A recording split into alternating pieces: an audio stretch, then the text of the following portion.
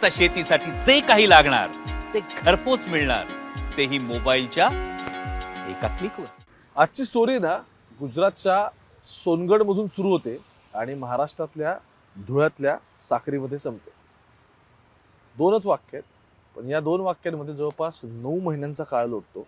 आणि या 9 महिन्यांमध्ये एक सोयरीक जुळवायला गेलेल्या गुजरातल्या महाराष्ट्रातल्या कुटुंबासोबत अशा काही गोष्टी घडतात की व्हॉट्सअप स्टेटस ठेवलं जातं, सोशल मीडियावरती पोस्ट केल्या जातात. आणि या 9 महिन्यांच्या काळात जेव्हा ही सोयरीक जुळत असते, जेव्हा हे लग्न ठरणार असं सगळं दिसतं, आणि अगदी 19 तारखेला 19 फेब्रुवारीला आत्ताच्या लग्न मंडपात सगळेजण धुळ्यामध्ये उभे असतात. त्या ठिकाणी अक्षरशः कत्तली होतात आणि तिघांचे हळदीच्या वेळी खून पडतात. महाराष्ट्रातल्या धुळ्यातल्या साक्रीमध्ये हा एवढा मोठा लग्न कार्यात थरार होतो. आणि जेव्हा मी अधिकाऱ्यांशी बोललो की तपासात काय सापडलं किंवा पळून जाणारे आरोपी 3 जण सापडले, त्यांच्या इंट्रोगेशनमध्ये काय सापडलं, तर आणखी या सगळ्यातल्या एक एक ज्या 9 महिन्यांच्या पिरियडमध्ये घडलेल्या गोष्टी आहेत त्या आणखी स्पष्ट होतात. आणि मग अर्थात नेहमीप्रमाणे ही या सगळ्या प्रकरणाचा जो फर्स्ट इन्फॉर्मेशन रिपोर्ट आहे, आता हे प्रथम खबर अहवाल या सगळ्यातला, तो समोर येतो. आणि मग पिंपळनेर पोलीस स्टेशनमधला हे डॉक्युमेंट तुम्हाला सांगेल की 9 महिन्यात नक्की पाटाखालून असं काय स्पीडने पाणी वाहिलं, कोणकोणत्या घटना घडल्या, की सोयरीक ठरवायला गेलेल्या तिघांची इकडं आल्यानंतर थेट लग्न कार्यातच हत्या करण्याचा प्लॅन शिजला. आणि त्यानुसार सोबत चॉपर असतील, गुप्ते असतील किंवा हत्यारं ही सुद्धा कॅरी करण्यात आली होती. लग्न ठरवू दिलं गेलं, लग्न लागणार त्याच्या आधीच हळदीच्या कार्यक्रमात हा सगळा बार उडाला. नमस्कार, मी ओमकार, मुंबई तक में तुमच्या सगळ्यांचं स्वागत. आणि महाराष्ट्रातली आजची स्टोरी ऐकून खरंच आपण कोणत्या समाजात आहोत आणि काय चाललंय आपलं बाडूसकडून, याबद्दल तुम्हाला सुद्धा प्रश्न पडल्याशिवाय राहणार नाही. मी या व्हिडिओच्या सुरुवातीला म्हटलं होतं की आजची गोष्ट सुरू सोनगडमध्ये होते, गुजरातच्या. ही FIR सांगते, ह्यात काय आपण बघू आणि मग त्यानंतर पुढचे मी तुम्हाला मुद्दे सांगतो. घटना काय, धुळ्यामध्ये एक लग्न होतं आणि ते लग्न सुरू असताना हे सगळे प्रकार घडतात. ते कसे घडतात, काय घडतात, त्याची पार्श्वभूमी आता आपण सुरू करू.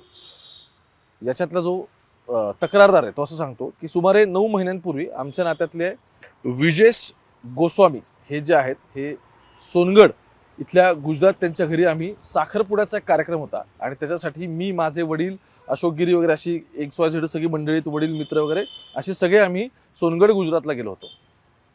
तिथे गेलो, त्या ठिकाणी आम्ही कार्यक्रमामध्ये 3 लोकांना भेटलो. आता या 3 लोकांची नावं लक्षात ठेवा, ही महत्वाची. त्यातलं पहिलं नाव आहे कन्हैया गोसावीचं, दुसरं आहे जसवंतगिरी गोसावीचं आणि तिसरं नाव आहे अनिल गोसावीचं. तर आम्ही तिथे गेलो, साखरपुडा होता, ठरवायचं होतं, ही सोयरीक सगळी जुळवायची होती आणि त्यावेळी काही गोष्टी बिनसल्या. आता बोलणी नीट झाली नसतील किंवा पाहुणेरावळे म्हटले की प्रत्येकाला स्वतःचा थोडा मानपान असतो, कोणाला इगो असतो वगैरे, अशा काही गोष्टी ते झाल्या असतील. तर हे सगळं झालं तिथे. पण फायनली काय झालं, तिथे आम्ही जेव्हा गेलो तिथे आम्हाला असं दिसलं की हे आम्हाला म्हणाले की बाबा तुम्ही पुढारपण करायला आमच्या गावात आले का, आणि असं असेल तुम्ही आता इथून निघून जा, इथे काय थांबू नको, अपमान आम्ही बिलकुल सहन नाही करत, आणि आम्हाला दमदाटी तुम्ही जर केली तर बाबा आम्ही काय तुम्हाला जिवंत सोडणार नाही. आता हे असं सगळं झाल्यानंतर यांना त्यांनी गुजरातमधून तिथून हाकलून लावलं आणि मग माघारी परत हे धुळ्यामध्ये आले. हे गेले कशाला होते, यांच्याकडची मुलगी, गुजरातमधला मुलगा, आणि हे तिथे सोयरिकीसाठी गेलेले होते.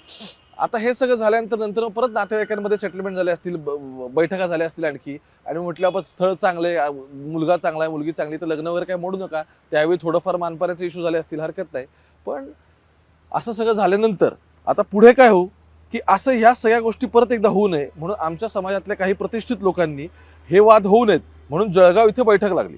पण या बैठकीला सोनगडवरची जी 3 मंडळी आहेत ही काय आली नाहीत आणि ते म्हटले की बाबा तुम्हाला काय करायचं ते करा. आता हे मुलाकडचे नातेवाईक आहेत, डायरेक्ट त्यांच्या थेट घरातले पण नाहीत असं दिसतंय.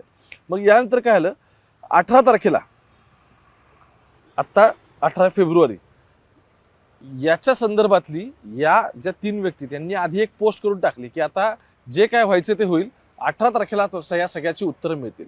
पण त्या दरम्यानच्या मधल्या काळामध्ये 9 महिन्यामध्ये एकदा जळगावची बैठक झाली होती, त्यामध्ये बऱ्यापैकी गोष्टी झाल्या होत्या आणि मुलीकडच्यांना सुद्धा बऱ्यापैकी सांगण्यात आलं होतं तेव्हा तुम्ही काय टेन्शन घेऊ नका, त्यावेळी काही गोष्टी झाल्या असतील.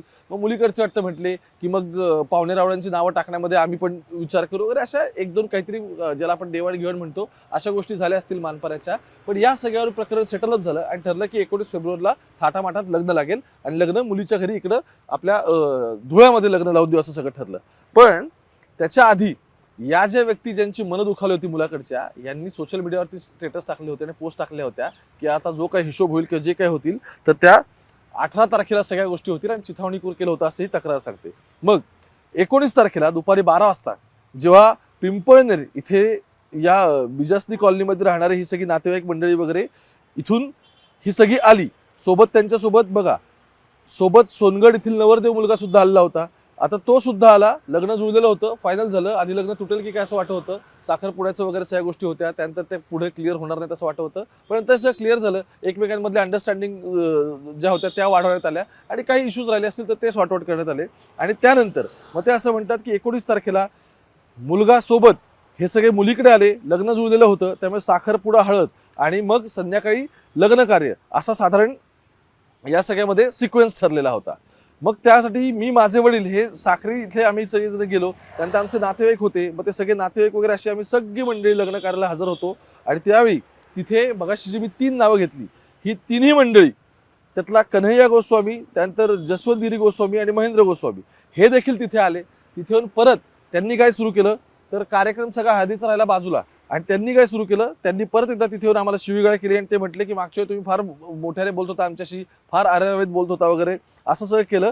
आणि दरवेळेस तुम्ही असं बोलतात, राग आता आम्हाला सगळं आलेला आहे, तुम्हाला आम्ही आज दाखवतोच असं म्हणून त्यांनी पण शिवीगाळ केली. आणि दोघांच्या हातात यावेळी चाकूसारखं हत्यार होतं, याचा अर्थ ते तयारीने आलेले होते. बरं, याच्याही त्यांनी सोशल मीडिया पोस्ट टाकल्या, त्याच्या पोलिसांनी आता पोलिसांकडे जमा केल्यात की 18 तारखेला 19 तारखेला आम्ही तुम्हाला दाखवून देऊ वगैरे.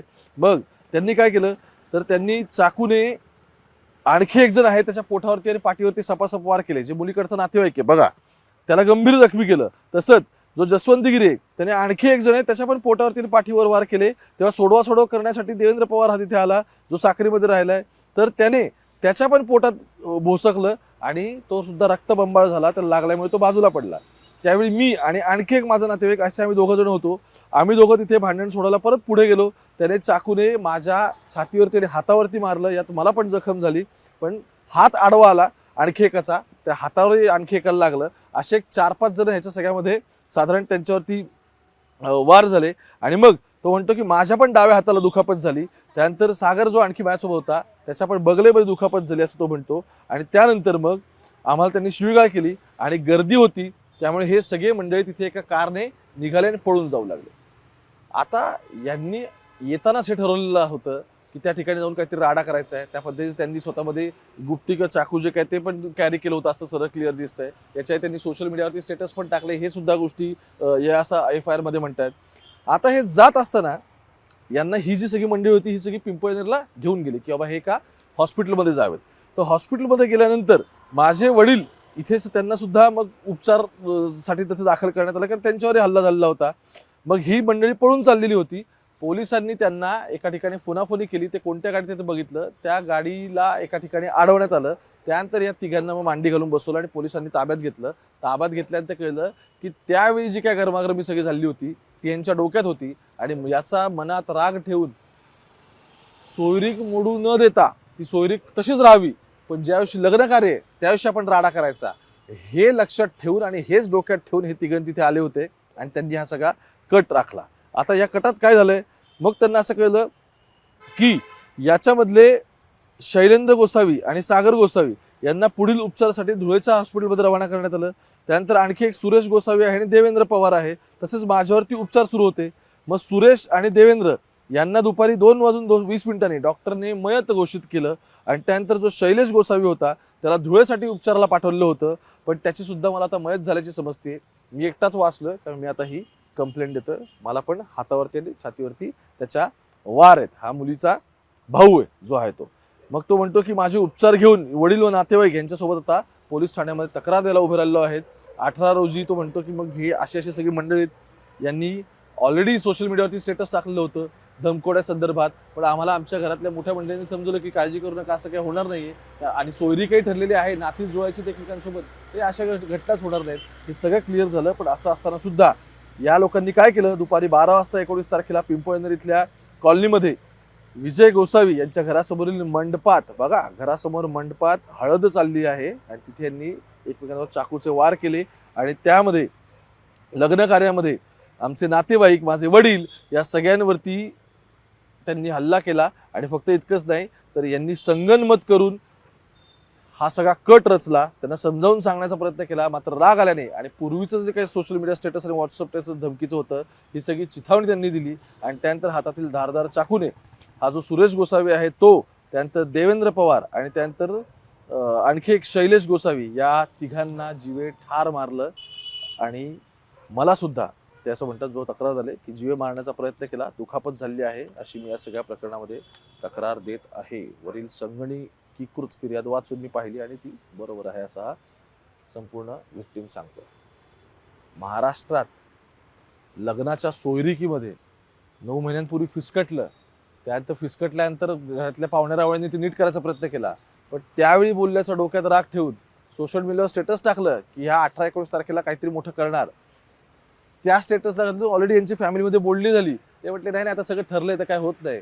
पण बघा काय मुलाकडचे असतील, त्यांनी कट रचला, वेळ पाहिली आणि मुहूर्त काय निवडला तर त्या मुलाच्या आणि मुलीचा त्या मुलाच्या आणि मुलीच्या हळदीचा कार्यक्रम, इथे हळद होऊन संध्याकाळी लग्न होणार होतं आणि ठिकाण काय निवडलं तर लेक ज्या मंडपातून ज्या दारातून यांच्याकडेच तिकडं सोनगडला नांदायला येणार आहे त्याच ह्याच्यामध्ये तिच्या नातेवाईकांचे, भावांचे त्यांच्यावरती वार केले आणि 3 जण मेले याच्यामध्ये. 3 जण. काय चाललंय महाराष्ट्रात बघा तुम्ही आता. आणि पोलिसांनी कंप्लेंट वगैरे सगळं दाखल करून घेतल्यात, आरोपी ताब्यात घेतलेत, पळून चाललेले होते त्यांना उचललं. पण इतका कट रचला गेला, इतकं सगळं मंडपात झालं. आणि अर्थात बाकी सगळी मंडळी तर म्हणजे आपण असं म्हणतो काय की ते तर सगळे बघ्याच्याच भूमिकेत असतात, त्यामुळे इतके वार झाल्यानंतर सुद्धा लोक तिथे मध्ये पडलेत की नाही आणि ते पडलेत तर मग नक्की काय झालंय या गोष्टी आता सगळ्या तपासामध्ये समोर येतील. पण जवळपास 5 लोक असे की ज्यांना छोट्या ना छोट्या काहीतरी खुणा झाल्या, त्यांना लागलंय. आणि 3 जण कुठे आता ते आता आपल्यात नाही आहेत, मुलीकडचे 3 जण गेले. मुंबई तक बघत राहा. या सगळ्या घटनेत आणखी पुढे काय घडतं काय नाही काय नाही ते आपण डिटेल्स तुमच्यापर्यंत पोहोचवायचं. पण 9 महिन्यात काय झालं हे अजून महाराष्ट्रासमोर आलेलं नव्हतं, ते घेऊन तुमच्यापर्यंत येण्याचा प्रयत्न होता. मुंबई तक पाहत राहा. कॅमेरा पर्सन गोपाळ सोबत येऊन करतायत पुढे.